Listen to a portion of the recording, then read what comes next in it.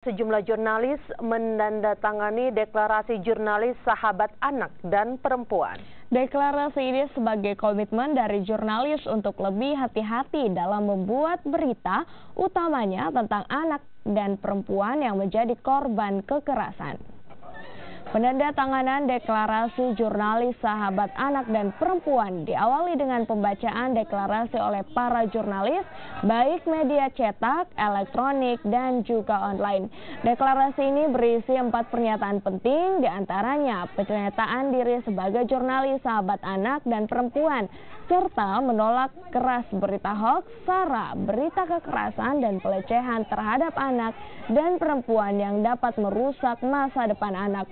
Deklarasi jurnalis sahabat anak dan perempuan ini digagas oleh Dinas Pemberdayaan Perempuan dan Perlindungan Anak Kota Makassar agar dalam pemberitaan jurnalis melindungi hak anak dan perempuan. Tentang anak-anak itu begini, setelah kamu yakin dan paham, kita membangun komitmen bersama bahwa tidak ada lagi di antara kalian ini kalau menulis berita pemerkosaan memasang mukanya.